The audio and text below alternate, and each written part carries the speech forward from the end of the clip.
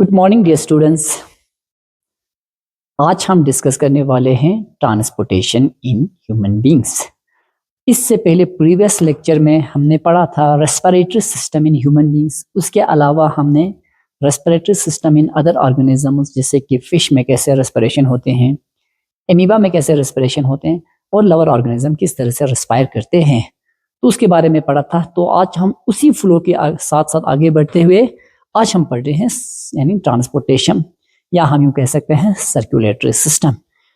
देखो, आपने देखा होगा रेस्पिरेशंस के दौरान ऑक्सीजन की मदद से फूड का ब्रेकडाउन हो रहा था, लेकिन उस ऑक्सीजन को लंग्स से लेकर डिफरेंट बॉडी पार्ट्स तक पहुंचाने के लिए क्या चाहिए? एक ट्रांसपोर्ट सिस्टम चाहिए।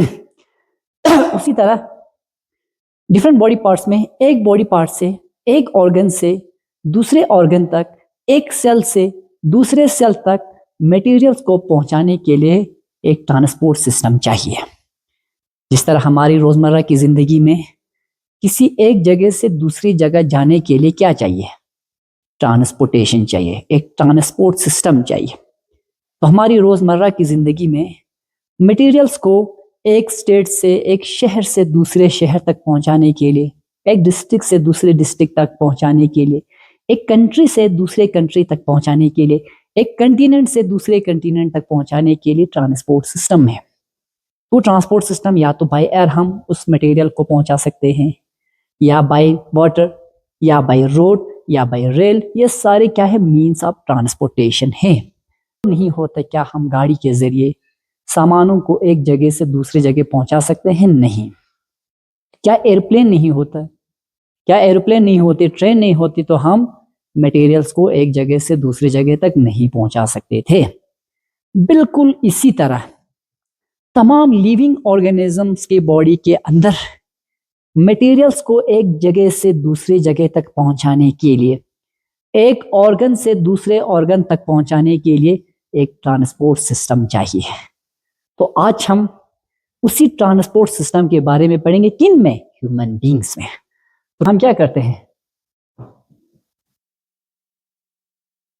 Transport of materials from one part of the body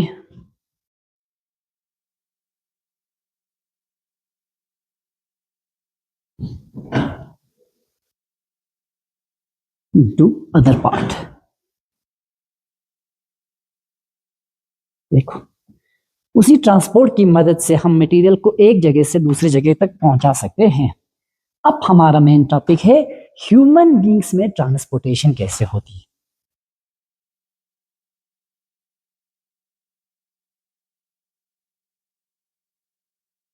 transportation in human beings.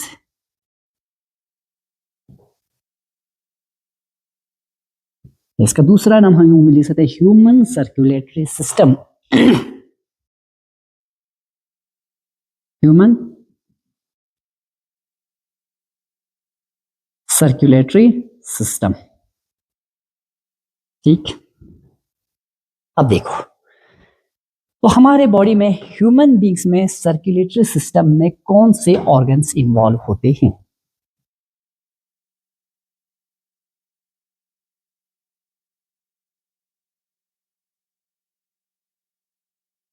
या ह्यूमन सर्कुलेटरी सिस्टम को या ह्यूमन ट्रांसपोर्टेशन सिस्टम में कौन सी ऑर्गन? देखो, main organ, principal organ transportation में सर्कुलेटरी सिस्टम में वो है हार्ट।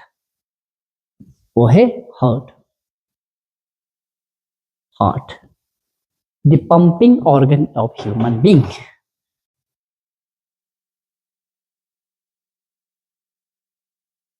मैं सीधे द पंप लिखूंगा। देखो बेटा, जिस तरह से हम अपने घरों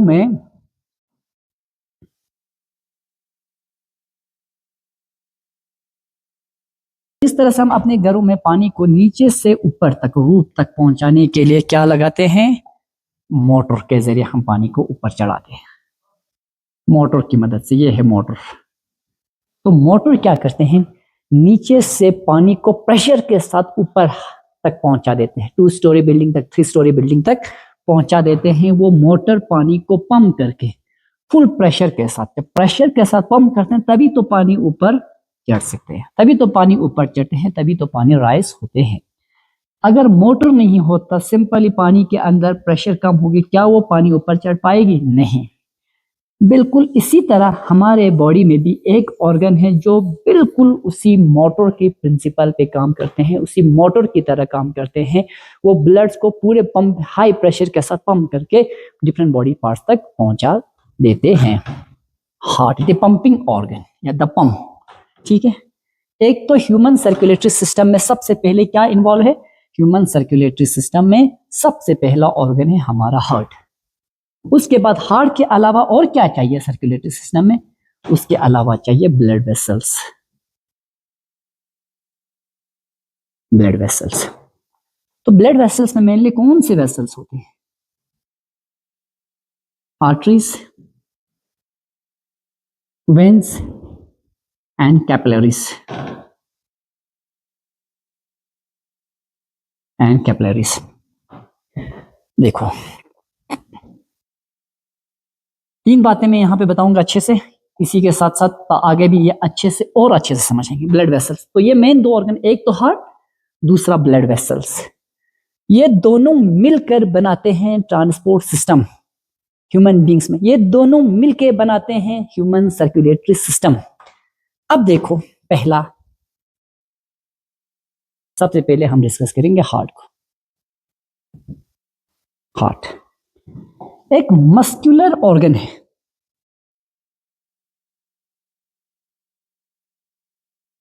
मस्कुलर ऑर्गन है, ठीक। दूसरा थोड़ी सी ट्रायंगुलर शेप है। मस्कुलर ऑर्गन, ट्रायंगुलर शेप, कुछ चीजें, ठीक है। उसके बाद दूसरा, इसका साइज क्या है? साइज है एक फिस्ट के साइज, यानी फिस्ट एक मुट्ठी के साइज के हैं। हार्ट जो है वो एक मुट्ठी के साइज के हैं, ठीक है। ये ह्यूमन हार्ट है।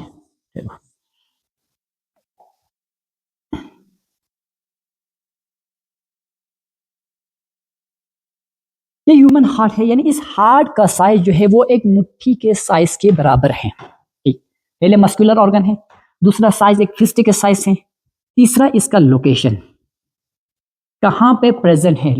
लोकेशन मीन्स ये कहां पे, कौन सी पार्ट में, कौन सी रीजन में हमारे बॉडी के ये लोकेटेड है थोरेसिक रीजन में, यानी चेस्ट रीजन में। इस रीजन में, इस रीजन को हम कहते हैं thoracic region, chest region, thoracic region,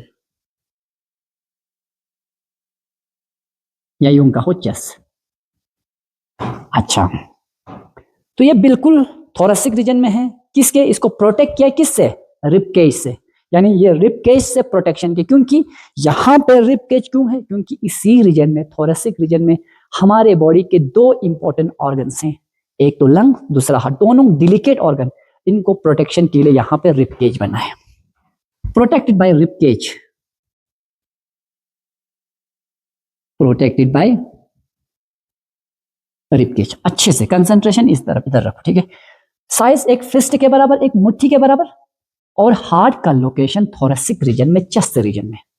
तो सबसे पहले सर्कुलेटरी सिस्टम में आपको क्या पढ़ना है? ह्यूमन सर्कुलेटरी सिस्टम जो है वो दो ऑर्गन्स मिलके बनाते हैं, एक तो हार्ट, दूसरा ब्लड। तो ब्लड भी क्या है? एक फ्लूइड टिश्यू है। उसके बाद हम सबसे पहले डिस्कस करेंगे हार्ट। एक मस्कुलर ऑर्गन है, ट्रायंगुलर शेप है, और साइज में एक मुट्ठी के साइज के बराबर है। और इस हार्ट का लोकेशन है थोरेसिक रीजन में, चेस्ट रीजन में, और इसको प्रोटेक्ट किया है रिब केज से। तो बिल्कुल यानी हमारे बॉडी के चेस्ट सेंटर पे प्रेजेंट है, लेकिन स्लाइडली टिल्ट है किसकी तरफ? लेफ्ट साइड की तरफ है। तो प्रेजेंट ये सेंट्रल पार्ट पे, लेकिन टिल्ट है लेफ्ट साइड की तरफ। इसका थोड़ा सा टिल्ट है, जिसकी वजह से हमें इसकी धड़कन लेफ्ट साइड पे सुनाई देती है, ठीक है। देखो, ये है ह्यूमन हार्ट। ये है क्या है? ये है ह्यूमन हार्ट। तो मैंने कहा हार्ट कहां पे है? हार्ट लोकेटेड है हमारे चेस्ट रीजन में। कहां पे? चेस्ट रीजन में। थोरेसिक कैविटी कहते हैं above the diaphragm, above the diaphragm. अब देखो, मैं यहां पे अगर बनाऊं,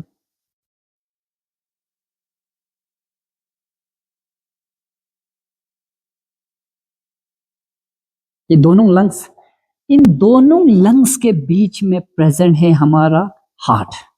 इन दोनों लंग्स के बीच में प्रेजेंट है हमारा हार्ट। दोनों लंग्स के बीच में क्या प्रेजेंट है? दोनों लंग्स के बीच में प्रेजेंट है हार्ट, लेकिन स्लाइटली टिल्टेड है किसकी तरफ? लेफ्ट साइड की तरफ। उसके नीचे हमारा डायफ्राम है, डायफ्राम, ठीक है। तो आपको सबसे पहले लोकेशन पता होनी चाहिए कि हार्ट कहां पे लोकेटेड है। Heart is located in the thoracic cavity above the diaphragm and is protected by rib cage.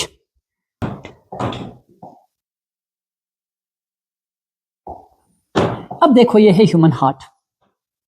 अब यहां पे मैं अपना डायग्राम बनाऊंगा।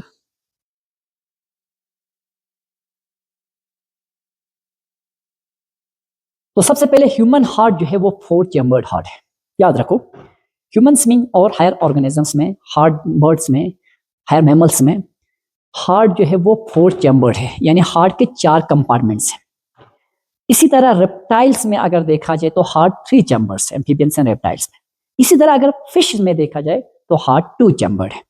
तो हार्ट 4 चैम्बर्ड उन ऑर्गेनिजम्स में होते हैं जिनको हाई एनर्जी रिक्वायरमेंट होती है, जिन ऑर्गेनिजम्स को अपना बॉडी टेम्परेचर मेंटेन करने होते हैं और जिनका एनर्जी यूटिलाइजेशन ज्यादा होती है, उन ऑर्गेनिजम्स में हार्ट 4 चैम्बर्ड होते हैं। अब देखो ह्यूमन क्या है? ह्यूमन मैमल्स हैं, हायर ऑर्गेनिजम्स हैं, वर्टिब्रेट्स हैं। तो इन हायर ऑर्गेनिजम्स में, मैमल्स में, ह्यूमंस में हार्ट जो है वो 4 चैम्बर्ड है, 4 चैम्बर्ड। अब इधर देखो इस साइड के चैम्बर को, जैसे कि मैं इस बोर्ड की तरफ बैठा हूं, याद रखना बाकी मैथमेटिक्स में LHS और HS अलग होते हैं, लेकिन जब हम ह्यूमन बॉडी को डील करते हैं तो उस वक्त हमेशा आप इधर बैठो, आपका राइट साइड जो है वो डायग्राम का राइट साइड, आपका लेफ्ट साइड डायग्राम का लेफ्ट साइड। जब भी स्टूडेंट यानी खासकर बच्चों को एग्जाम के दौरान कंफ्यूजन होते हैं कि लेफ्ट साइड कौन सा था, राइट साइड कौन सा था, लेकिन आप उस वक्त अपने आप को कंसिडर करो तो आपका राइट डायग्राम का राइट, आपका लेफ्ट डायग्राम का लेफ्ट, ठीक है। तो कौन सा राइट हुआ? ये हुआ राइट।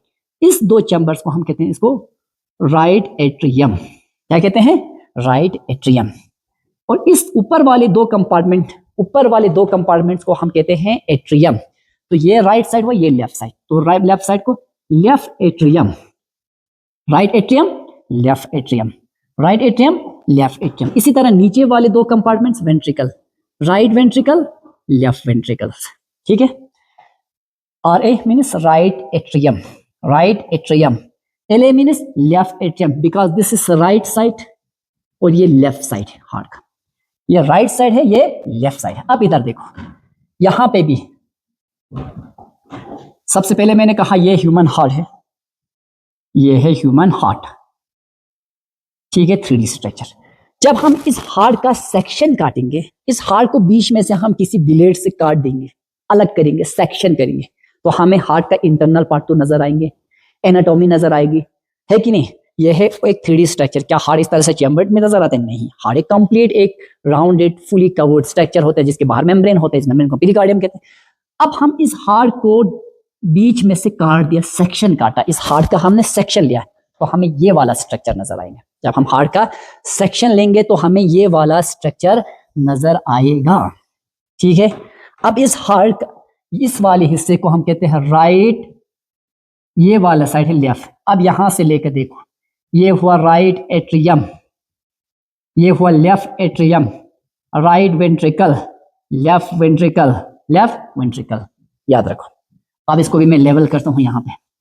इधर देख, हार्ट के 4 चैम्बर का, ये है ह्यूमन हार्ट, ये है ह्यूमन हार्ट, यानी इसका टीएस सेक्शन है। अब इधर देखो अच्छे से, बाहर जो है ये वॉल है,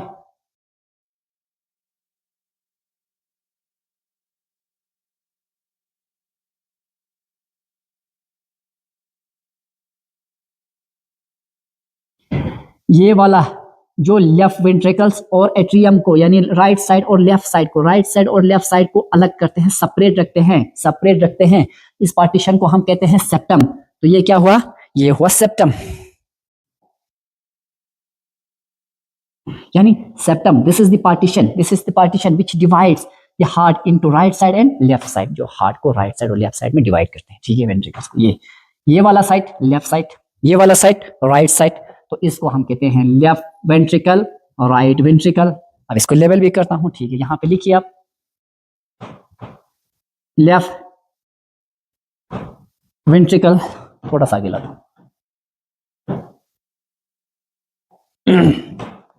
अब इधर देखो, यहां पे ये वाला साइड लेफ्ट एट्रियम, ये वाला राइट एट्रियम, राइट एट्रियम, ठीक। अब इस राइट एट्रियम से राइट वेंट्रिकल के बीच में एक वेल्व है, राइट एट्रियम से राइट वेंट्रिकल के बीच में एक वेल्व है जो यहां पे बनाया है। राइट एट्रियम से राइट वेंट्रिकल के बीच में, पार्टीशन के बीच में एक वेल्व है, इस वेल्व को हम कहते हैं ट्राइकस्पिड वेल्व। क्या कहते हैं इसको? Tricuspid valve, tricuspid valve, tricuspid valve, ठीक है। अब देखो यहां से एक बार ब्लड यहां इंटर हुआ, यानी वेल्व का काम भी आगे मैं बताऊंगा, एक एक चीज स्टेप बाय स्टेप, बस आप लोग फोकस यहां पे रखो। उसके बाद ये वाला नीचे वाला साइड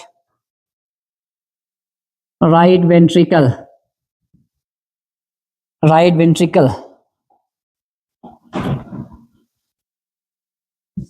ये लेफ्ट वेंट्रिकल, लेफ्ट एट्रियम। अब उसके बाद जब मैं आगे बताते जाऊंगा उस वक्त मैं इनको साथ साथ लेवल करूंगा, फिलहाल इतना ही।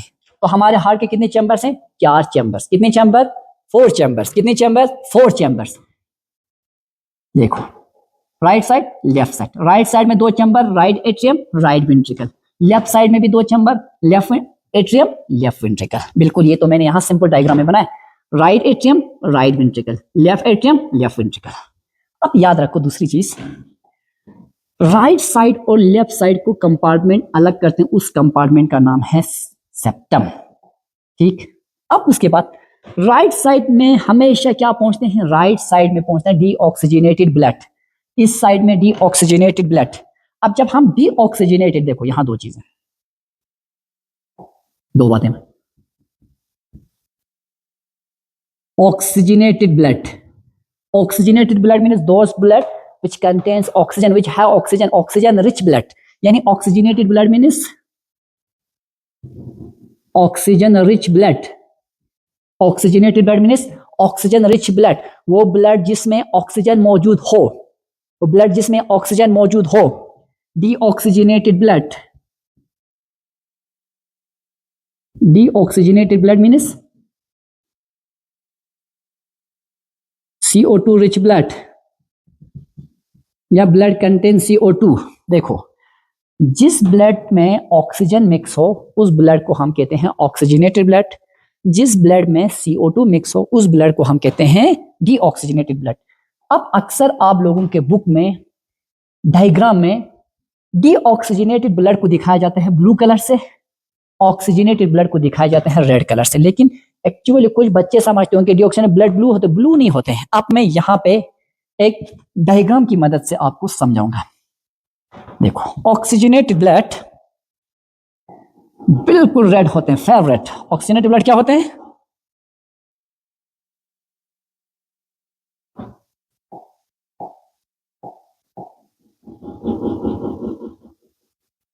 ये ऑक्सीजनेटेड ब्लड, डीऑक्सीजनेटेड ब्लड थोड़ा सा डार्क होते हैं इससे।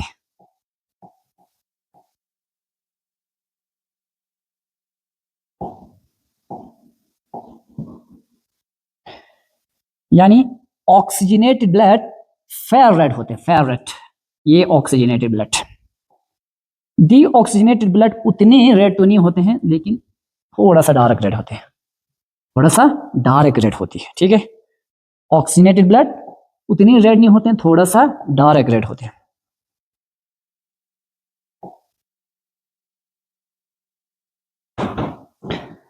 तो ये ब्लड ऑक्सीजनेटेड ब्लड है। ये कौन सा ब्लड है? ये ऑक्सीजनेटेड है, ये डीऑक्सीजनेटेड ब्लड है। तो है तो ब्लड दोनों रेड, मगर जो ऑक्सीजन के साथ कंबाइन होते हैं वो ब्लड बिल्कुल फेयर रेड होते हैं, तेज होती है रेड में, वो दूसरा डार्क रेड होती है, थोड़ा सा गाढ़ा। अब देखो राइट एट्रियम में बॉडी ऑर्गन से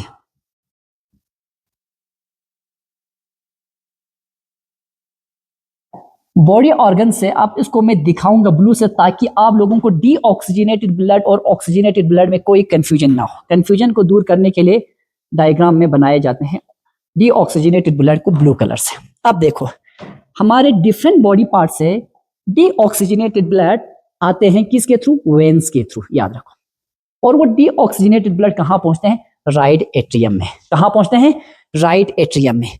बॉडी ऑर्गन से डीऑक्सीजनेटेड ब्लड वेन्स के जरिए कहां पहुंचते हैं? राइट एट्रियम में। अब वो बड़ा आर्टरी, वो लॉन्गेस्ट आर्टरी जो ब्लड को डिफरेंट बॉडी पार्ट से लाते हैं कहां पे? राइट एट्रियम में।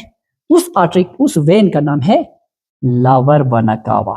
लावर वेना कावा।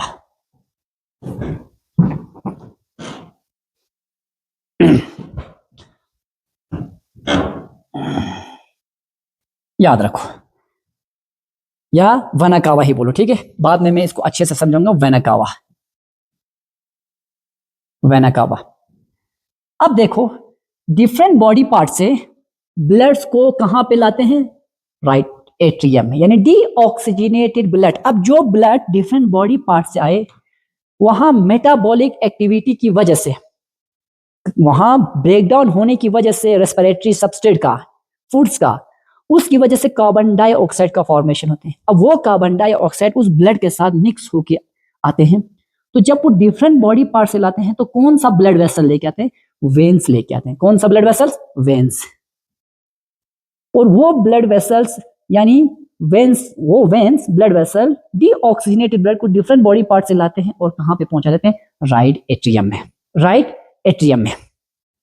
अब एक चीज याद रखो, हमेशा वेन्स जो है वो डीऑक्सीजनेटेड ब्लड को लाते हैं डिफरेंट बॉडी पार्ट से हार्ट तक। कौन सी चैम्बर में? राइट साइड की लेफ्ट साइड? राइट साइड में। कहां पे? राइट एट्रियम में। लेकिन एक एक्सेप्शन है, एक एक्सेप्शन, वो एक्सेप्शन भी मैं बताऊंगा। सारे वेन नहीं, एक वेन को छोड़कर, एक वेन को छोड़कर सारे वेन्स डीऑक्सीजनेटेड ब्लड को डिफरेंट बॉडी पार्ट से लाते हैं राइट एट्रियम में। अब ब्लड कहां पहुंचा? राइट एट्रियम में पहुंचा। अब ब्लड कहां पहुंचा? राइट एट्रियम में। अब देखो यहां से आया ब्लड वेसल्स। अब इसको क्या कहेंगे? इसको हम कहेंगे वेना कावा। यानी वेना कावा ये सबसे लार्जेस्ट, हमारे बॉडी का सबसे लॉन्गेस्ट, सबसे बड़े वेन का नाम है। ये एक जीके क्वेश्चन भी, विच इज द लॉन्गेस्ट या largest when in human body? That is the vena cava. That is the vena cava. Vena cava when है, सबसे बड़ा वेन है, जो हार्ट से लेके पूरे किडनी तक, हेड तक फैला हुआ है। यानी सबसे लॉन्गेस्ट वेन को, लार्जेस्ट वेन को वेना कावा कहते हैं। अब इस वेना कावा की मदद से deoxygenated blood different body part से होते हुए कहां पे पहुंचा? वो ब्लड अल्टीमेटली पहुंच गए हैं राइट एट्रियम में।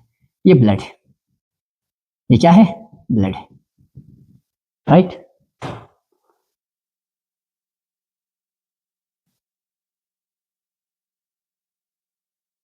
कहां पहुंचा ब्लड? राइट एट्रियम में पहुंचा। ये बना कहा, ठीक। अब उसके बाद सारे ब्लड पहुंच गए कहां पे? राइट एट्रियम में। हेड से भी, हर जगह से, डिफरेंट बॉडी पार्ट से ब्लड आया। अल्टीमेटली वो ब्लड पहुंचा राइट एट्रियम में। वो ब्लड पहुंचा राइट एट्रियम में, ठीक है। अब इधर देखो, जब राइट एट्रियम भर जाते, राइट एट्रियम भर गए, तो भरने के बाद वो ब्लड, अब राइट एट्रियम, जब हार्ट में रिदमिक कंट्रैक्शन और रिलैक्सेशन होते हैं, हार्ट में रिदमिक कंट्रैक्शन एंड रिलैक्सेशन होते हैं, हार्ट कंट्रैक्ट होते हैं फिर dilate, contract dilate, rhythmic contraction and dilation की वजह से अब वो ब्लड राइट एट्रियम से कहां आते हैं? राइट वेंट्रिकल में। राइट एट्रियम से राइट वेंट्रिकल में, राइट एट्रियम से राइट वेंट्रिकल में, राइट एट्रियम से राइट वेंट्रिकल में आते हैं। अब इधर देखो, ब्लड वेना कावा के थ्रू आया पहले राइट एट्रियम में, जब राइट एट्रियम भर गया तो वो ब्लड यहां से राइट वेंट्रिकल में आएंगे, ठीक है, क्योंकि हार्ट रिदमिक कंट्रैक्शन करेंगे, रिदमिक कंट्रैक्शन, ये चीजें यहां है। अब देखो यहां से यहां आने के लिए यहां पे एक वेल्व है, यहां पे एक वेल्व है, इस वेल्व का नाम मैंने क्या बताया? Tricuspid valve. अब इस ट्राइकस्पिड वेल का एक्चुअल स्ट्रक्चर अगर देखा जाए तो ऐसे होंगे, 3 ओपनिंग इस तरह से, ये एक ओपनिंग, दूसरा, तीसरा। अब वेल्व का फंक्शन क्या होता है? वेल्व हमेशा वेल्व में यूनी डायरेक्शनल फ्लो होती है, बैक फ्लो नहीं होता है। Valve only in allows unidirectional movement of blood. Valve allows unidirectional flow of blood, back flow कभी होने नहीं देते। अब देखो एक्चुअली अगर देखा जाए वेल्व इस तरह से होंगे थोड़ा सा, अब यहां बढ़ गया ब्लड, कंट्रैक्ट हो गया, उसको दबाया, स्क्वीज करने की वजह से सारे ब्लड कहां आएंगे? इधर। अब मुझे बताइए, जब वापस यहां बढ़ जाएंगे तो ये ऊपर की तरफ तो कभी ओपन नहीं होगा, तो ये बैक फ्लो कभी नहीं होगा। तो ये वैल्यू एश्योर करते हैं, यानी हमेशा unidirectional flow of water. एक बार जो ब्लड राइट एट्रियम से राइट वेंट्रिकल में आ गई, वो ब्लड वापस राइट एट्रियम में नहीं जाएंगे, वो ब्लड वापस राइट एट्रियम में नहीं जाएंगे। ये वैल्यू एश्योर करते हैं only unidirectional flow of blood. क्या करते हैं? ये ट्राइकस्पिड वेल्व सिर्फ ब्लड को एक ही डायरेक्शन में अलाउ करते हैं फ्लो। ठीक, अब आ गई है राइट वेंट्रिकल में ब्लड, राइट वेंट्रिकल में, बिल्कुल अच्छे से समझने की कोशिश करो। अब देखो, जब राइट वेंट्रिकल में ब्लड आएगा, अब राइट वेंट्रिकल कंट्रैक्ट होंगे, रिदमिक कंट्रैक्ट करेंगे, पहले ये कंट्रैक्ट फिर राइट एट्रियम कंट्रैक्ट। इस कंट्रैक्शन में भी कुछ ग्रुप ऑफ सेल्स जो यहाँ पे प्रेजेंट होते हैं, उन ग्रुप्स ऑफ सेल्स को हम कहते हैं SA node. SA node, SA node, cyano atrial node. SA node means, SA node means cyano atrial node. ये पेस मेकर है, ये एक इलेक्ट्रिकल इंपल्स जनरेट करते हैं। एसए नोड क्या करते हैं? इलेक्ट्रिकल इंपल्स जनरेट करते हैं। तो इसी इलेक्ट्रिकल इंपल्स की वजह से जो सेल्स यहाँ पे होते हैं वो कंट्रैक्ट करते हैं। तो कंट्रैक्ट होने की वजह से ब्लड इस ट्राइकस्पिड वेल्व की मदद से कहाँ पहुंचते हैं? राइट एट्रियम में, राइट एट्रियम में। अब उसके बाद वो सिग्नल एसए नोड से यहाँ पे कुछ सेल्स को रिसीव होता है, उसको हम कहते हैं एवी नोड। इस पे भी क्वेश्चन आते हैं कि भाई इलेक्ट्रिकल इंपल्स किस डायरेक्शन में फ्लो होते हैं हार्ट से। तो ये रीअरेंज करना हो, कभी कभार क्वेश्चन इस पे भी आए हैं, सीबीएसई में भी, एनसीईआरटी जेके बोस में भी। तो sinoatrial node, AV node, atrioventricular node. AV node means atrioventricular node. अब वो सिग्नल एवी नोड से आए, फिर एसए नोड से एवी नोड को, एवी नोड, आर्ट्रियो वेंट्रिकल। अब राइट वेंट्रिकल की बारी, तो वो कंट्रैक्ट हो जाते हैं, वो कंट्रैक्ट हो जाते हैं। अब राइट जब वेंट्रिकल कंट्रैक्ट हो जाते हैं तो ब्लड यहां से, यहां पे भी एक वेल्व है, तो ब्लड यहां इंटर हो जाते हैं, यहां पे ब्लड यहां पे। इसका नाम है पल्मोनरी आर्टरी, इसका नाम है पल्मोनरी आर्टरी, इसका नाम है पल्मोनरी आर्टरी। बस इसी आर्टरी को याद रखो, क्योंकि ये एक्सेप्शन है, क्वेश्चन इसी पे आते हैं। Pulmonary artery is the only artery in the human body which carries deoxygenated blood. सारे आर्टरी जो है वो ऑक्सीजनेटेड ब्लड लेके जाते हैं, एक्सेप्ट पल्मोनरी आर्टरी। सारे आर्टरीज, जितने भी आर्टरीज हमारे बॉडी के अंदर प्रेजेंट है, उनका काम है हार्ट से ऑक्सीजनेटेड ब्लड्स को डिफरेंट बॉडी पार्ट्स तक ले जाना, एक्सेप्ट इस आर्टरी के, इस पल्मोनरी आर्टरी के अलावा। ये पल्मोनरी आर्टरी यहां इस रीजन में कौन सी ब्लड है? ऑक्सीजनेटेड की डीऑक्सीजनेटेड? ऑक्सीजन डीऑक्सीजनेटेड, क्योंकि अभी हम डीऑक्सीजनेटेड की ही बात कर रहे हैं। तो इस चैम्बर में अभी डीऑक्सीजनेटेड ब्लड है, तो जब ये रिदमिक कंट्रैक्ट किया तो सारे ब्लड चला गया यहां पे। तो इस वेसल्स का नाम है पल्मोनरी आर्टरी, पल्मोनरी आर्टरी। तो ये पल्मोनरी आर्टरी डीऑक्सीजनेटेड ब्लड को कहां ले जाते हैं? ये डीऑक्सीजनेटेड ब्लड को ले जाते हैं लंग्स के पास।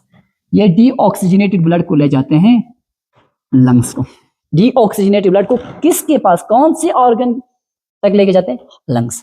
अब इधर देखो, राइट एट्रियम, राइट वेंट्रिकल। अब राइट वेंट्रिकल से ब्लड चले जाते हैं कहां पे? लंग्स। कहां चले जाते हैं? लंग्स। ये डायग्राम बिल्कुल सिंपल है और बहुत इंपॉर्टेंट है, तो इस डायग्राम से आपको अच्छे से समझेंगे। राइट वेंट्रिकल से ब्लड कहां चला गया? लंग्स को। पहले डिफरेंट बॉडी पार्ट से ब्लड वेन्स के थ्रू, वन कवर के थ्रू राइट एट्रियम में। जब राइट एट्रियम भर गया तो ब्लड इंटर हुआ राइट वेंट्रिकल में। फिर राइट वेंट्रिकल बढ़ गए और हार्ट कंट्रैक्ट हुआ तो वो सारे ब्लड इसके जरिए यहाँ चले गए। अब इस वेसल्स का नाम है पल्मोनरी आर्टरी। इस वेसल का क्या नाम है?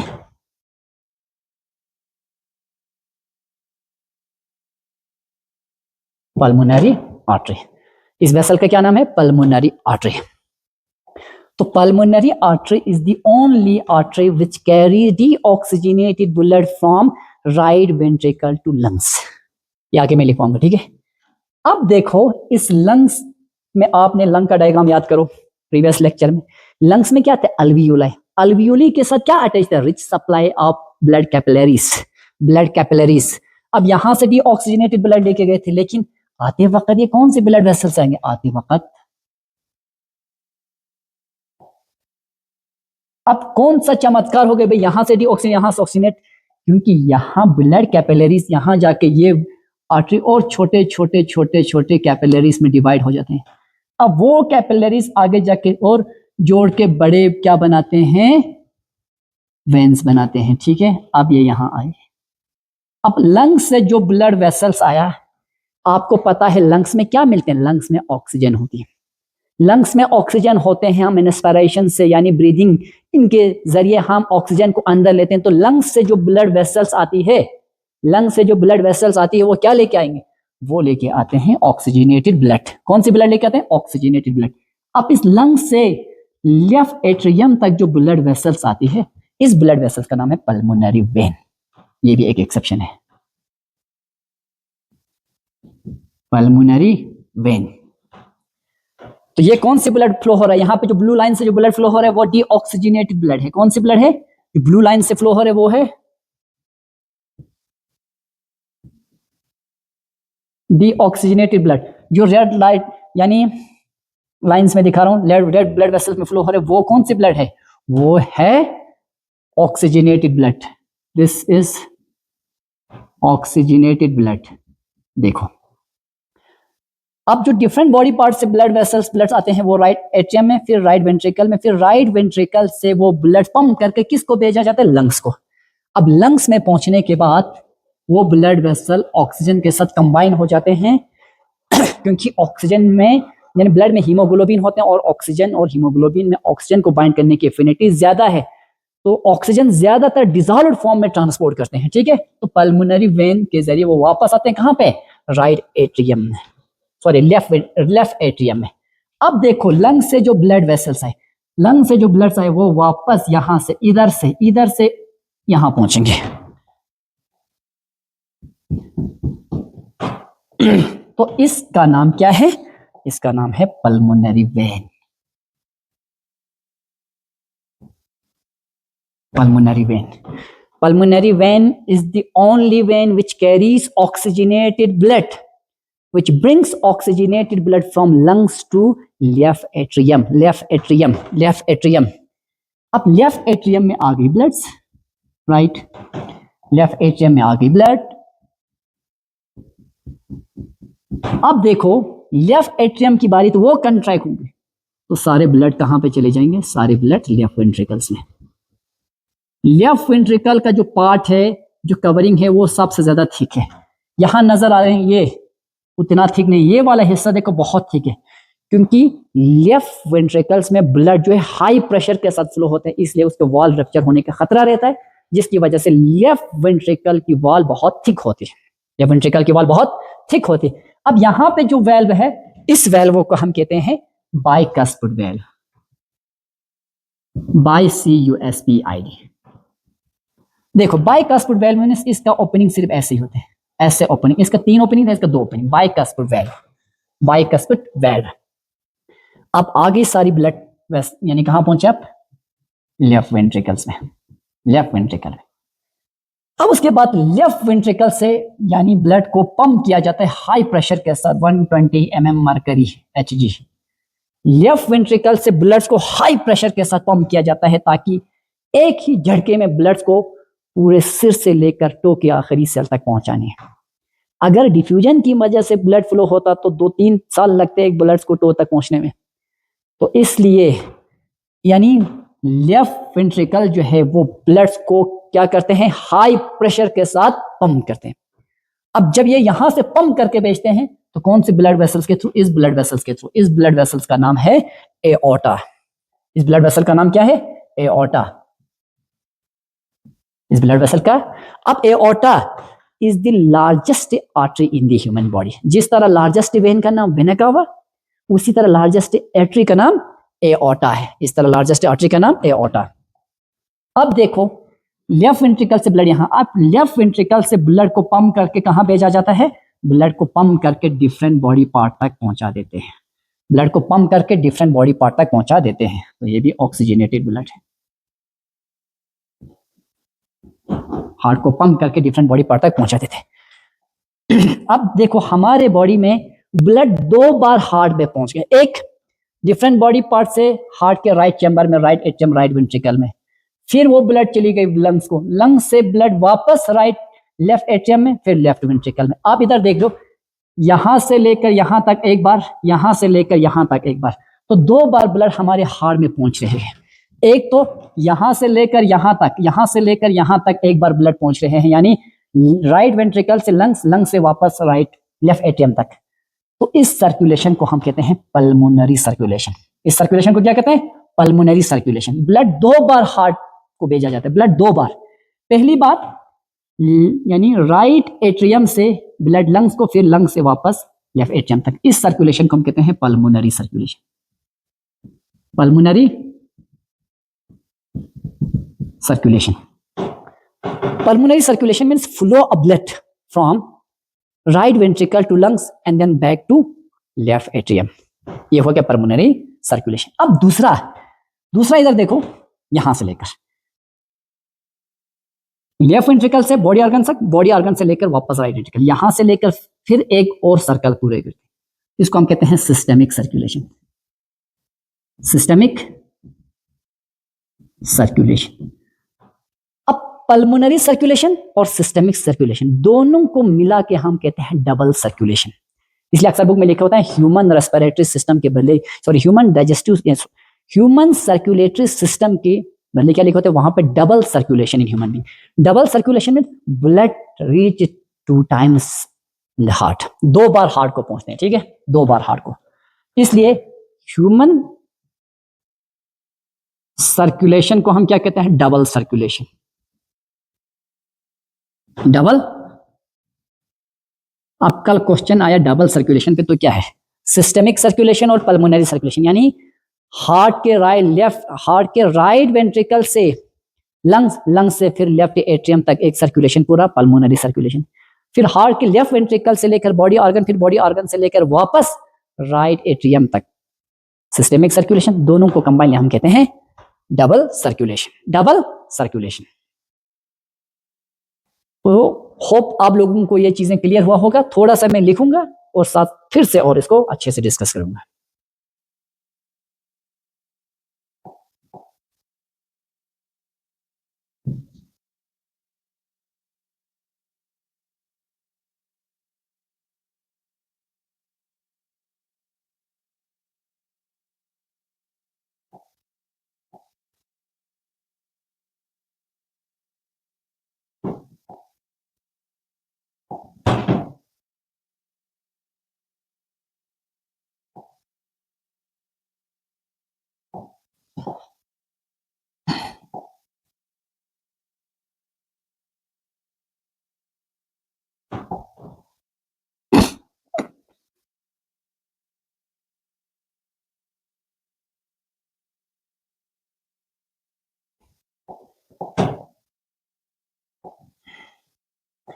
अब देखो ये एक ह्यूमन हार्ट है।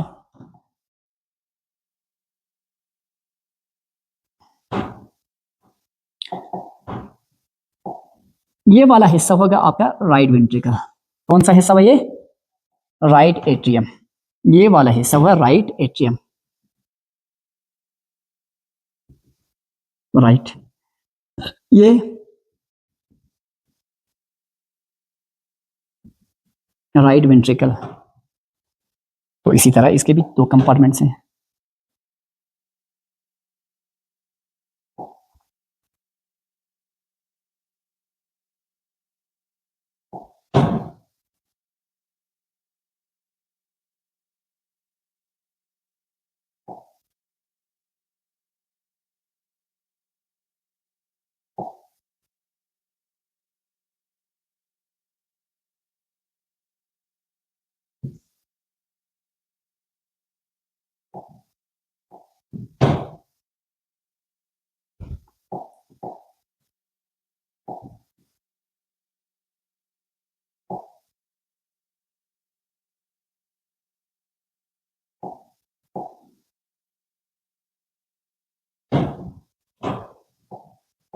ये ह्यूमन हार्ट, राइट वेंट्रिकल। अब ये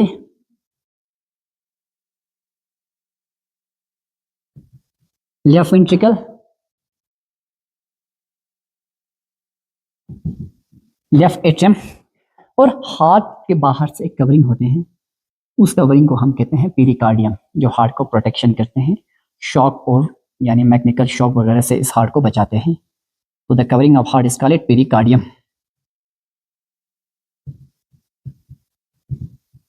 which protects heart from shock and injury. देखो, अब ये दोनों हार्ट के बीच की पार्टीशंस को हम कहते हैं septum, which separates right side and left side. तो ये हुआ हार्ट। तो आपके बुक में भी डायग्राम दिया हुआ है, उस डायग्राम को भी अच्छे से देख लेना, क्योंकि मोस्टली वही डायग्राम दिए जाते हैं। देने के बाद उस डायग्राम पे भी आपको लेवलिंग करना होता है कौन सा पोर्शन क्या है। अब ये वाला वेल्व जो है वो क्या है, ट्राइकस्पिड वेल्व, और ये वाली वेल्व है बाइकस्पिड वेल्व। इस नीचे वाले साइड से इस का नाम है वानाकावा,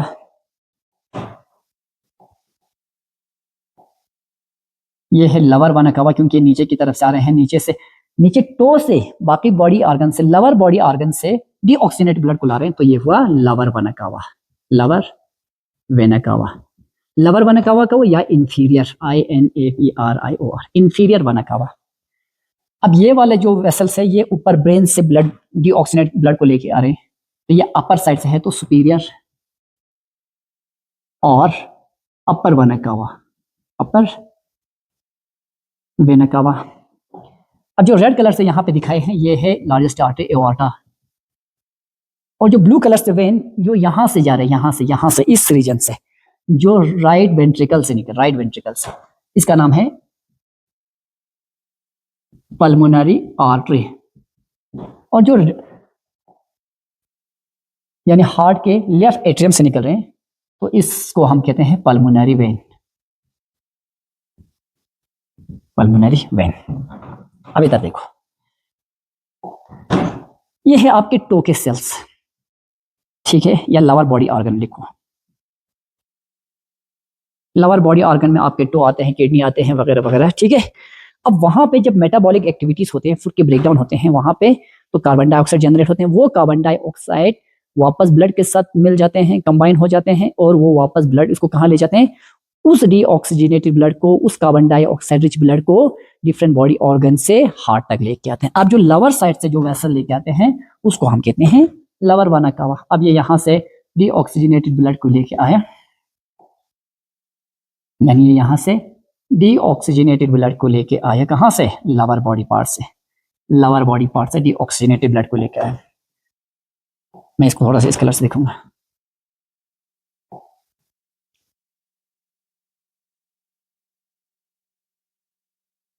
कौन सा ब्लड है ये, डीऑक्सीजनेटेड ब्लड है, deoxygenated blood, deoxygenated blood, deoxygenated blood कौन लेके आ रहे हैं, वेन्स।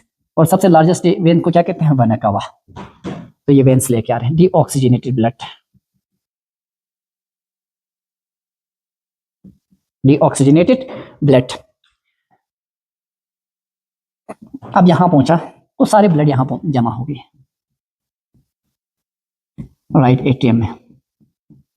फिर जब ब्लड भर गए इससे, तो राइट एट्रियम कंट्रैक्ट हो गया। देखो याद रखो, वेन्स में हमेशा वेल्व है, वेन हॉलो नहीं है, वेन क्या है, यानी वेन्स के अंदर वेल्व है।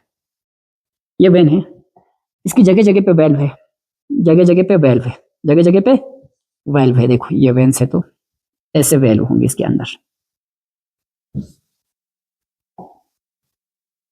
ये वेन्स हैं, वेन्स के अंदर होते हैं वेल्व। अब वेन्स में ब्लड हाई प्रेशर के साथ फ्लो नहीं होती, तो नीचे से ब्लड आ रहे हैं टो से, हार्ट तो ऊपर है, तो सोचने की बात है भाई ये ब्लड हार्ट तक कैसे आएंगे, ग्रेविटी के अगेंस्ट ऊपर कैसे आ रहे हैं, इसको तो नीचे वापस जाना चाहिए।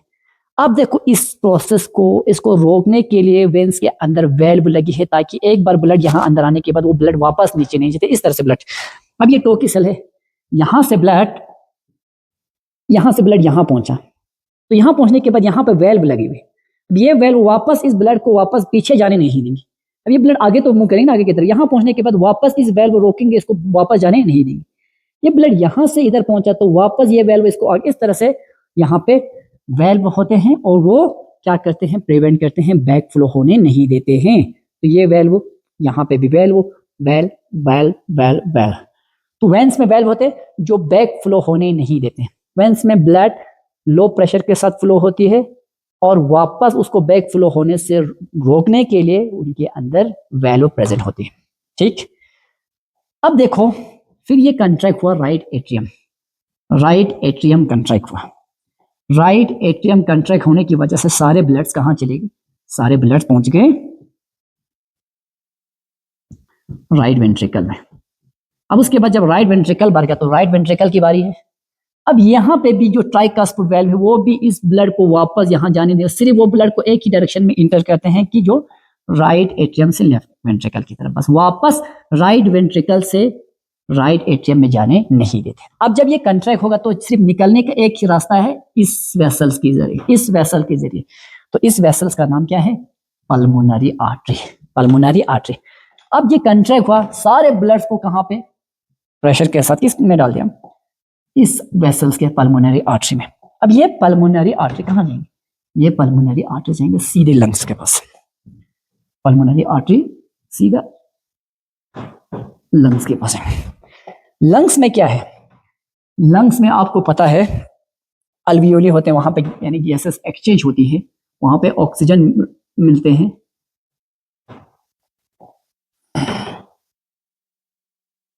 ये सारे अल्वियोली है। अब ये ब्लड वेसल्स यहां पहुंचा, पहुंचने के बाद अब जो उसने डीऑक्सीजनेटेड ब्लड लेके आए थे, उन तमाम डीऑक्सीजनेटेड ब्लड को क्या मिला, यहाँ पे ऑक्सीजन मिला। क्या मिला, यहाँ O2 मिला, O2 मिला। O2 मिलने के बाद अब ये यहां से नहीं, दूसरा कैपिलरीज के साथ एक्सचेंज होगा, एक्सचेंज होके यहाँ पे ऑक्सीजन रिच ब्लड जो है वो इस वेसल के मदद से आएंगे यहाँ पे। ऑक्सीजन रिच ब्लड इस वेसल की मदद से यहाँ आएंगे, ठीक है, इस ब्लड वेसल्स की मदद से वो यहाँ आएंगे। अब देखो जो ब्लड वेसल्स अल्वियोलाई से निकली, उस ब्लड वेसल्स में जो उस ब्लड वेसल्स में क्या होते हैं, O2 रिच होते हैं, O2 रिच होते हैं। उस ब्लड वेसल्स में, उस ब्लड में ऑक्सीजन रिच होते हैं, उन ब्लड में क्या होते हैं, ऑक्सीजन रिच होते हैं उस ब्लड में। अब ऑक्सीजन रिच ब्लड जो लेके आते हैं उस वेसल्स का नाम है पल्मोनरी वेन। क्या नाम है इसका, पल्मोनरी वेन, पल्मोनरी वेन। अब इधर देखो, ये पल्मोनरी वेन ऑक्सीजनेटेड ब्लड को लेके आई कहां, लेफ्ट एट्रियम में। कहां पे, लेफ्ट एट्रियम में। कहां पे, लेफ्ट एट्रियम में।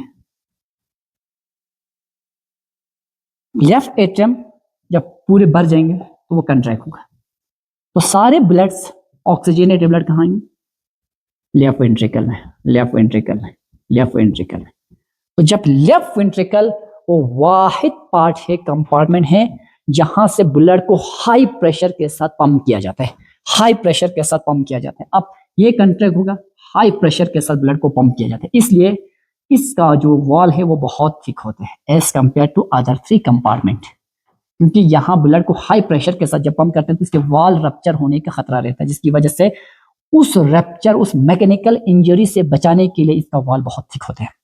तो यहाँ पे 120 mm मरकरी प्रेशर में इसको पंप किया जाता है। बस हम जब ब्लड प्रेशर मेजर करते हैं तो इसी एओर्टा का आर्टरी का अंदर ब्लड प्रेशर को तो मेजर, इस प्रेशर को हम कहते हैं सिस्टोलिक प्रेशर, इसी प्रेशर को हम कहते हैं सिस्टोलिक प्रेशर, सिस्टोलिक प्रेशर। जब आप ब्लड प्रेशर मेजर करते हो तो आप इस आर्टरी के अंदर ब्लड का प्रेशर कितना है वो मेजर करते हैं, इस आर्टरी के अंदर ब्लड का प्रेशर कितना है वो मेजर करते हैं। अगर 120 mm मरकरी से ज्यादा प्रेशर जनरेट हुआ, 140 160, तो आपके आर्टरी डैमेज हो सकते हैं, आपको ब्लड हेमरेज हो सकते हैं, कभी ब्रेन में, कभी या अदर पार्ट्स में। तो इसलिए हमेशा चेक किया जाता है कि आर्टरीज में सिस्टोलिक प्रेशर को हम मेजर, यानी systolic pressure means high pressure, जहां से ब्लड जब लेफ्ट वेंट्रिकल कंट्रैक्ट होते हैं तो उस वक्त जो प्रेशर डेवलप होते हैं उस प्रेशर को हम कहते हैं सिस्टोलिक प्रेशर। जब लेफ्ट वेंट्रिकल रिलैक्स होगा उस वक्त जो प्रेशर को उसको डायस्टोलिक प्रेशर कहते हैं, यानी जो हम लो बीपी कहते हैं। तो ये नॉर्मल ह्यूमन बींग्स में कितने रहने चाहिए? 120/80 mm मर्करी, ये रहनी चाहिए नॉर्मल ब्लड प्रेशर। ये रहनी चाहिए normal blood pressure 120/80 mm mercury. आप देखते हो, और जिस इंस्ट्रूमेंट के से ब्लड प्रेशर को मेजर किया जाए उसको हम कहते हैं स्फेग्मोमानोमीटर। स्फेग्मोमानोमीटर। अब देखो यहां आगे तो कंट्रैक्ट हुआ, सारे ब्लड्स को पंप करके कौन सी वेसल में पहुंचा देते? इस ब्लड वेसल्स में। इस ब्लड वेसल्स का नाम है एओर्टा। फिर ये एओर्टा आगे जाके छोटे छोटे आर्टरीज में और डिवाइड होते हैं और उसके बाद अल्टीमेटली वो कैपिलरीज में। तो एओर्टा जो है वो हमारे बॉडी का सबसे लार्जेस्ट आर्टरी है, सबसे लार्जेस्ट आर्टरी है। ठीक है, तो यहां तक चीजें समझ आई अच्छे से?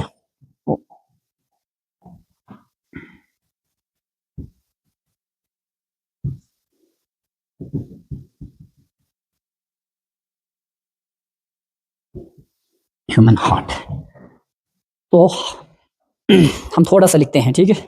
तो इसको नोट करो पहले।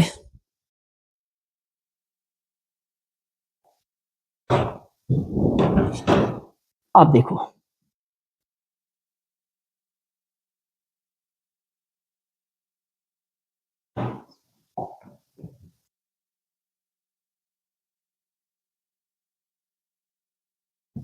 तो ह्यूमन हार्ट में कितनी चैम्बर है?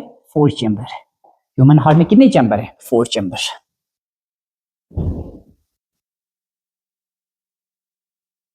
Right atrium,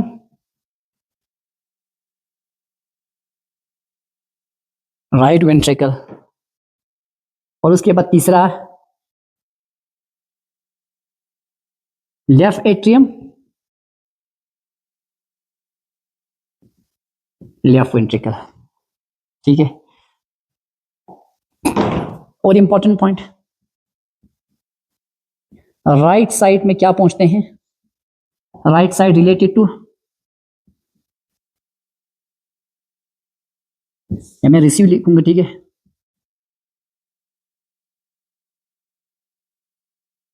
deoxygenated blood means CO2 rich.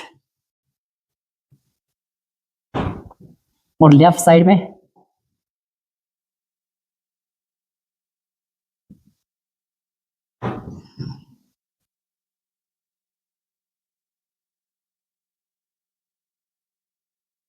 Oxygenated blood. Oxygenated blood को क्या कहेंगे? O2 rich. तो ये हो गया यहां तक क्लियर।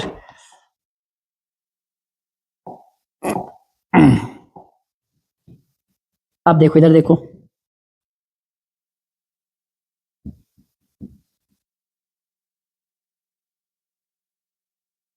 डीऑक्सीजनेटेड ब्लड से, डीऑक्सीजनेटेड ब्लड से, यानी डीऑक्सीजनेटेड ब्लड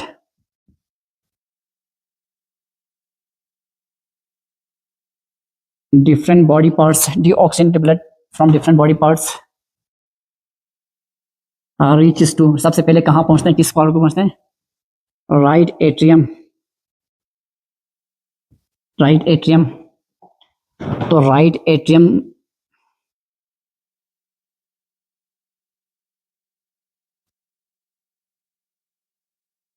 कंट्रैक्ट होता है तो ब्लड कहाँ पे इंटर होते हैं? वो blood deoxygenated blood inter into right ventricle. Blood कहाँ पहुंचते हैं? राइट वेंट्रिकल में। कहाँ पहुंचते हैं? राइट। अब देखो, इस राइट एट्रियम और राइट वेंट्रिकल को यानी सेपरेट कौन करते हैं? Separated by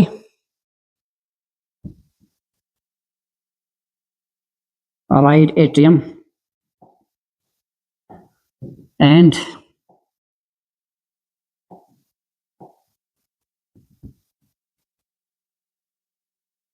right ventricle is separate. कौन से वेल्व इनको दोनों को सेपरेट करते हैं? Tricuspid valve, tricuspid valve.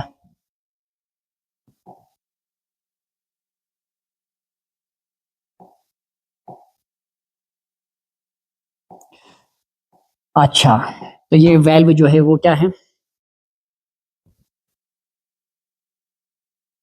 allows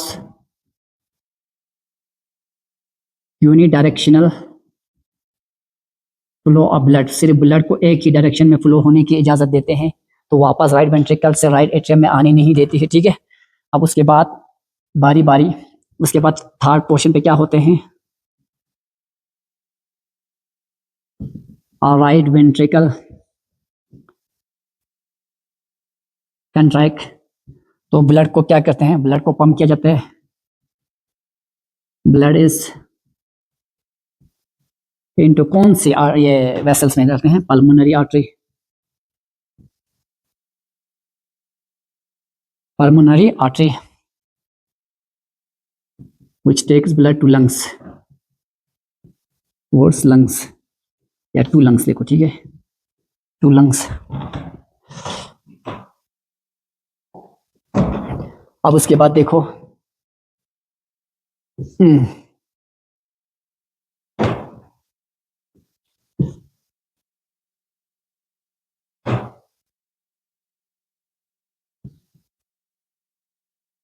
from lungs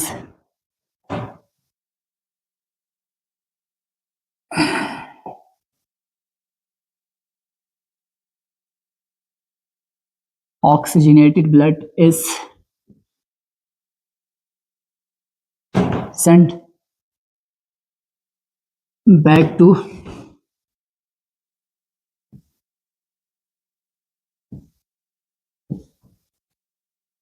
left atrium of heart through किसकी मदद से, थ्रू पल्मोनरी वेन, किसकी मदद से, पल्मोनरी वेन की मदद से, ठीक है।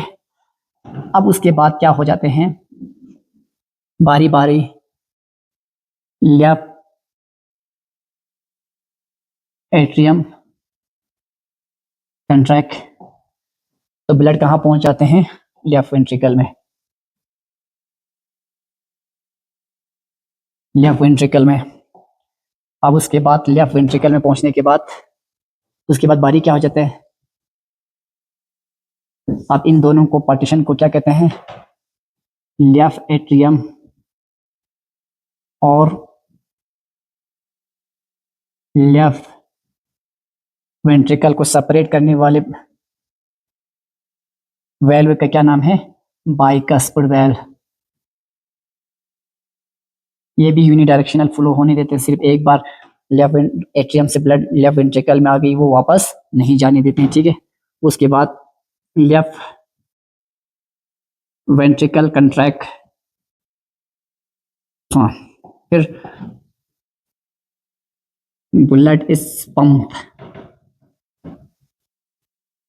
विद हाई प्रेशर, हाई, तो यहाँ से ब्लड को पंप किया जाता है हाई प्रेशर के साथ 120 mm, 120 mm मर्करी, यानी ये यूनिट है इसको मेजर करने की, ठीक है, mm मर्करी में इनटू कौन सी वेसल्स में, AORTA, एओर्टा में, कौन सी वेसल में, into aorta, blood is pumped with high pressure into aorta, blood is pumped with high pressure into arterial region to different body parts, different body parts। अब उसके बाद और एक दो पॉइंट लिखो अच्छे से, लार्जेस्ट वेन हमारे बॉडी में कौन सा है, vena cava,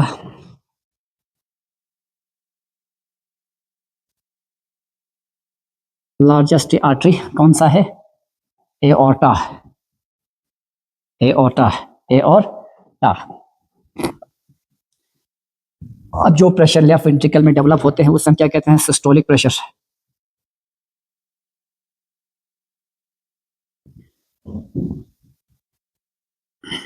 pressure developed due to contraction of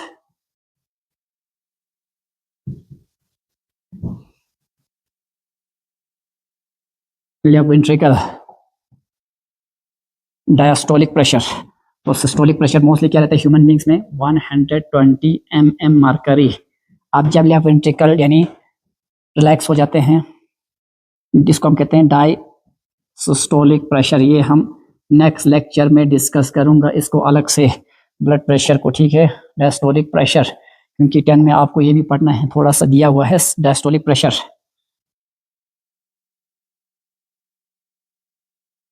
developed due to relaxation of left ventricle, ये होते हैं 80 mm मरकरी। तो एक नॉर्मल ह्यूमन बींग्स में ब्लड प्रेशर 120/80 होनी चाहिए mmHg, ठीक। अब उसके बाद ब्लड प्रेशर को मेजर करने वाले मशीन को क्या कहते हैं, sphygmomanometer instrument use it to measure blood pressure, instrument use it to measure blood pressure, ठीक है। इसको लिखो अच्छे से।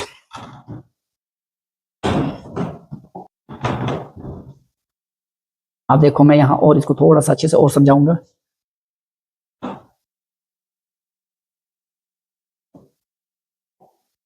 हाँ, systemic plan of blood pressure, ये है हमारा हार्ट, ये हमारा लंग्स है, ये डिफरेंट बॉडी ऑर्गन्स हैं, ये लीवर है, ये स्टमक है, ये स्मॉल इंटेस्टाइन है, ये किडनी है, ठीक है।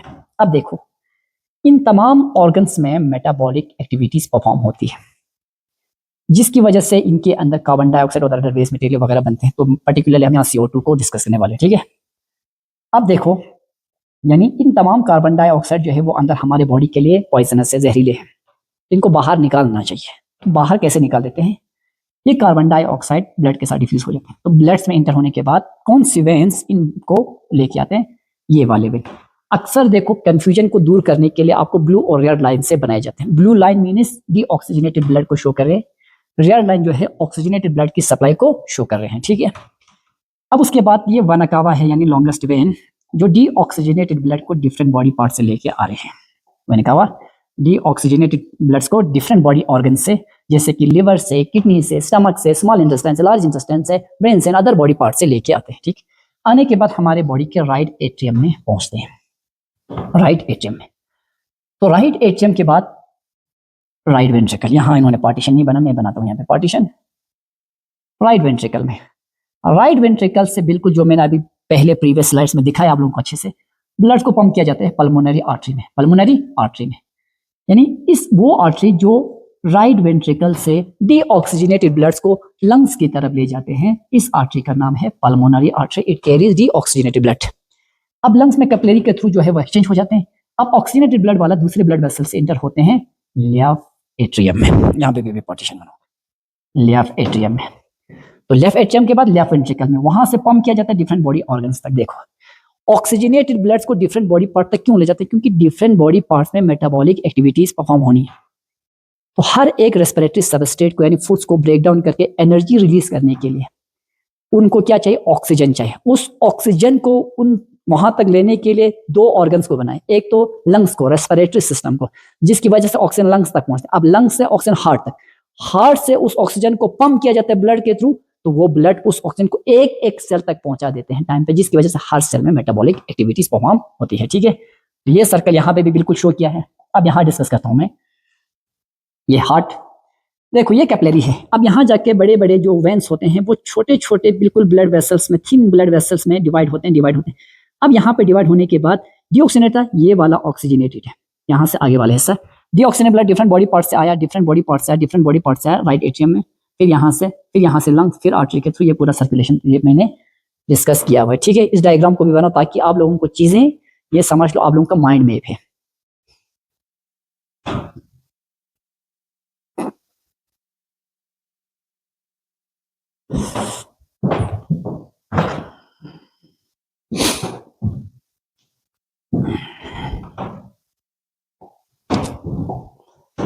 अब उसके बाद blood vessels,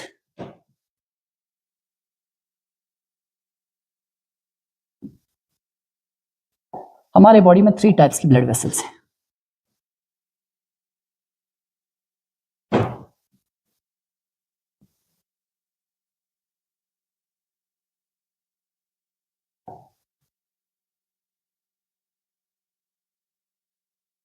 arteries, veins, capillaries. Arteries, veins and capillaries. अब सबसे पहले हम डिस्कस करते हैं आर्टरीज, या आर्टरी ही लिखो, ठीक है।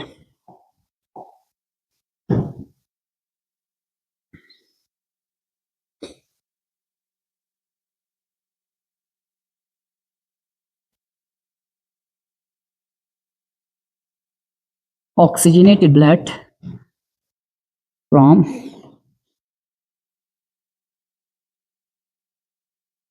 the ventricle to all the body parts।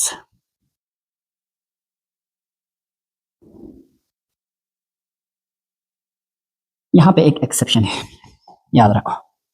इस एक्सेप्शन को तो लिखना है, एग्जाम वाले तो यही एक्सेप्शन को डाल देंगे। Exception parts accept pulmonary artery. चलो पहले ऐसे लिखो।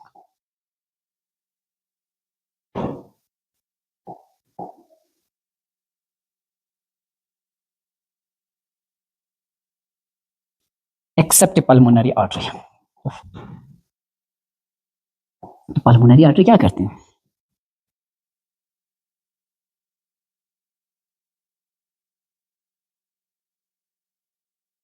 Accept pulmonary artery which carries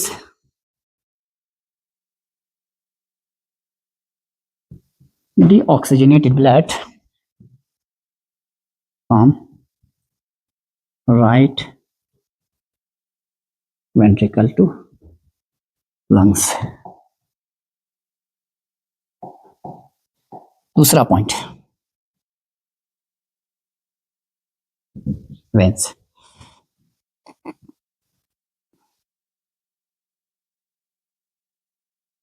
veins, हाँ अभी एक पॉइंट भूल गए थे, वो अभी लिख लूंगा यहीं पे, ठीक है। देखो दूसरा, आर्टरी जो है वो थिक वॉल होते हैं, याद रखो।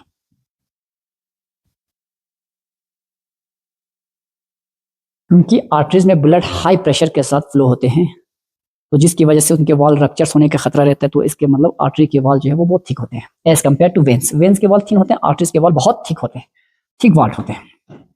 और दूसरा इंपॉर्टेंट पॉइंट, नो वेल्व, और आर्टरी में कोई वेल्व नहीं होती है, ठीक है। अब ये मैं आर्टरी बनाऊंगा बस बिल्कुल ऐसे ही। तो इनके वॉल को थोड़ा मोटा तो बनाना पड़ेगा क्योंकि कंपेयर करना है।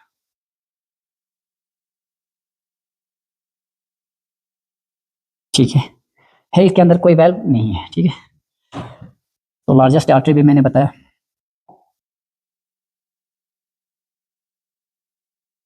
और एक बार लिख लो, क्या फर्क पड़ता है।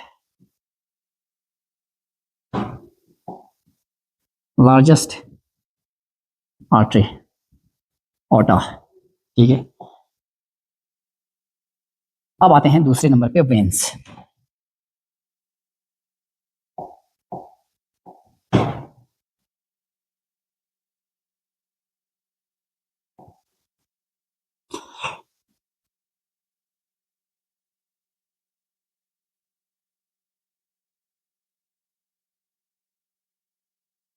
brings deoxygenated blood from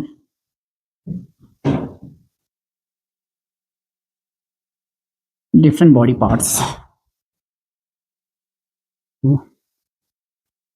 towards heart. कौन से हार्ट में? राइट एट्रियम में, ठीक है।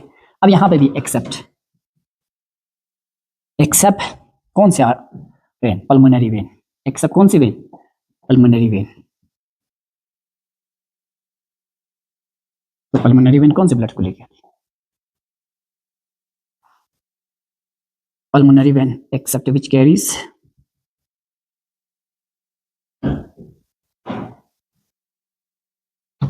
which brings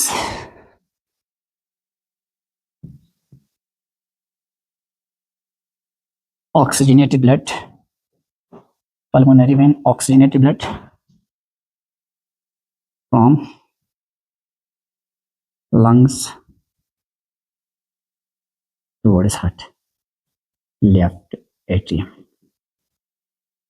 ठीक है, अब दूसरा पॉइंट, वेन्स थिन वॉल होते हैं कंपेयर टू आर्टरी। दूसरा वेन्स में होते हैं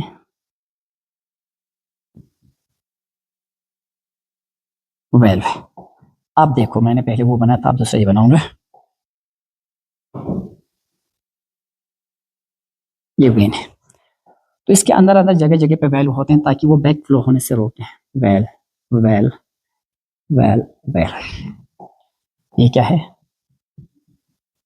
वेल्व है। ठीक है, अब तीसरा ब्लड वेसल्स रहा हमारे कैपिलरीज।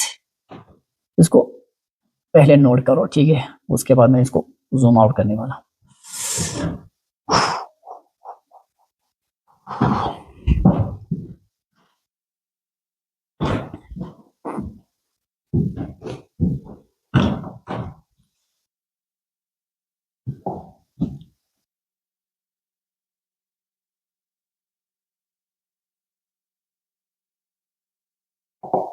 कैपिलरीज पे भी लास्ट ईयर याद एक क्वेश्चन भी आए थे, ठीक है, वो भी मैं यहाँ पे कोड करूंगा। CAPPLARIE, capillaries. ये थिन ब्लड वेसल बहुत पतली होते, थिन ब्लड, यानी ये कितना थिन होता है? 1 सेलेट थिन होते हैं, 1 सेलेट थिन होती है। ठीक है, एक अब क्वेश्चन आते, which of the blood vessels have 1 cell thick? तो कौन सी ब्लड वेसल एक सेल की थिकनेस में बहुत पतली? तो कैपिलरीज है, ब्लड वेसल से 1 सेल थिक। इसका मतलब ये क्या काम करते हैं? जॉइंट्स आर्टरीज एंड वेन्स, या आर्टरीज और वेन्स को ज्वाइन करने में मदद करती है। ठीक है, देखो ये आर्टरी है, यहाँ से जाने के बाद ये पतली पतली नली में और बाइफरकेट और बाइफरकेट होगा, फिर इसके बाद आगे जाके ये दूसरे, तो ये आगे मिलके और एक बड़ा बनाऊंगा, तो ये जो है कैपिलरीज है। ठीक है, यह आर्टरी है, ये वेन है। तो आज हम यहाँ पे इस टॉपिक को यहीं पे क्लोज करते हैं। तो नेक्स्ट हमारा टॉपिक रहेगा इसी से रिलेटेड, पहले हम पढ़ेंगे ब्लड प्रेशर्स के बारे में, फिर इसके बाद अभी और एक कंपोनेंट तो है, एक तो ब्लड वेसल्स थे, हमारा सर्कुलेटरी सिस्टम में एक ब्लड वेसल्स थे, दूसरा हार्ट था, तीसरा इंपॉर्टेंट टॉपिक ब्लड फुट है। ठीक है, अब हम ब्लड के बारे में डिस्कस करेंगे नेक्स्ट टॉपिक में। नेक्स्ट हमारा टॉपिक रहेगा ब्लड 1, ब्लड प्रेशर 2, उसके बाद उसी के साथ हमारा ये सर्कुलेटरी सिस्टम क्लोज। तो किसी को कुछ डाउट है तो वहाँ पे मैं कॉन्टेक्ट नंबर भी देता हूँ, तो उस नंबर पे भी आप मुझे कंसल्ट कर सकते हो, इंस्टा पे या व्हाट्सएप पे। तो thank you so much for your kind consideration.